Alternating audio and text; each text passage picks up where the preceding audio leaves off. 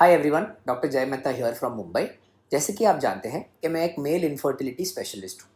आज हम डिस्कस करेंगे ट्रीटमेंट ऑफ नेक्रोजोस्पर्मिया, मतलब 100% सस्पेक्टेड डेड स्पर्म्स। ये जो सीमेन एनालिसिस का रिपोर्ट आता है उसमें ऐसा लिखा आता है कि suspected all sperms are dead. Okay, all dead sperms. ऐसा भी हो सकता है कि all of them are immotile, मतलब एक भी स्पर्म में जरा भी मोटिलिटी नहीं है, बराबर है। बट ऐसे पेशेंट का ट्रीटमेंट कैसे किया जाता है? देखिए, one of the most common cause अपने कंट्री में इज ऑटो इम्यून डिसीजेस, जिसकी वजह से होता है नेक्रोजोस्पर्मिया।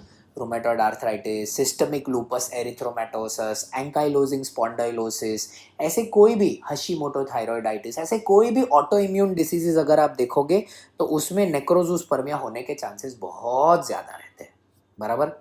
अब ये जो ऑटो इम्यून डिसीजेस होते हैं वो ट्रीट करेंगे ना तो करने के बाद में भी नेक्रोजोस्पर्मिया ही रहता है। तो आपको बहुत बार ध्यान में ये रखना है कि 80% ऑफ देम आर इरिवर्सिबल, मतलब इसमें रिवर्सिबल इफेक्ट होने का चांसेस वर्चुअली जीरो। ओके, ऐसे पेशेंट्स को एक ही ट्रीटमेंट है, that is ICSI from testicular sperms, मतलब टेस्टिस में से निकाला हुआ sperm with laser stimulation of sperm. बस यही ध्यान में रखना है, इससे ज़्यादा कुछ ध्यान में रखना नहीं है। मैं समझाता हूँ होता क्या है। अगर आप ऐसे रहता है टेस्टिस, तो ये टेस्टिस के अंदर एक छोटा सा नीडल मार के स्पर्म्स को बाहर निकाले जाते हैं। अब ये जो स्पर्म रहते हैं वो ऐसे ही रहेंगे, सीधे डंडी के माफिक, बराबर। अपने को लगेगा ये सारे स्पर्म मरे पड़ेले हैं, बट ऐसे स्पर्म के ऊपर एक लेजर का पिन मारा जाता है, लेजर इंपल्स बोलते हैं इस चीज को। अभी जो डेड स्पर्म है ना, डेड स्पर्म और लाइव स्पर्म में डिफरेंस कैसे समझता है? देखो, जो भी स्पर्म डेड रहता है ना वो ऐसे का ऐसा ही पड़ा रहेगा, कुछ नहीं होएगा उसको। पर जो लाइव स्पर्म है ना, उसका जो टेल रहता है ना वो आड़ा हो जाएगा ऐसा। Okay, tail will bend. Okay, ये इंपॉर्टेंट है ध्यान में रखने का। ये लेबोरेटरी प्रोसीजर है, एज अ पेशेंट आपको कुछ नहीं समझने वाला, ये पूरा चीज लेबोरेटरी में होता है। और ये जो स्पर्म रहता है, ये लाइव स्पर्म यूज करने के बाद में एग के साथ में उसको फर्टिलाइज किया जाता है। और ऐसे सिचुएशन में मेल पार्टनर्स 10 से 15% का सक्सेस रेट एक्सपेक्ट कर सकते हैं इक्सी करने के बाद में।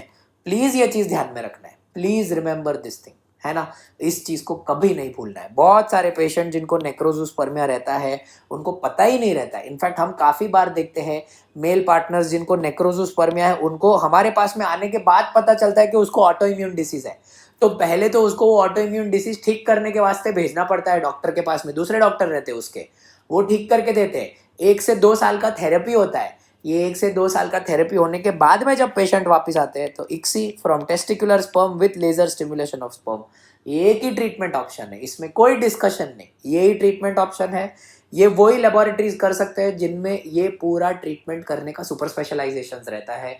Routine IVF laboratory, IVF clinic में ये सारी ट्रीटमेंट नहीं होती है। ओके, ध्यान में रखना, ऐसे सिचुएशन में भी आपको डोनर स्पर्म लेने का कोई जरूरत नहीं है। Clear instructions, understanding. नेक्रोस्पर्मिया को लेके एनी फर्दर क्वेश्चंस आप कमेंट्स में डाल सकते हैं। दूसरी बात, ये जो लेजर स्टिमुलेशन ऑफ स्पर्म है ना, इसका हमारा यूट्यूब चैनल पे एक अच्छा वीडियो है, अगर आप देखना चाहता है तो वो वीडियो भी देख सकता है, उससे आपको बहुत बेनिफिट होगा। ऑलराइट, मैं या मेरे टीम मेंबर्स आपके क्वेश्चन को आंसर करने की कोशिश करेंगे। Thank you so much. Friends, we are available for consulting in Bombay, Indore, Ahmedabad and Bangalore. Bombay is our primary location.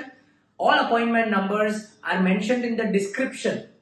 If anyone is genuinely interested, they may contact the hospitals for the same.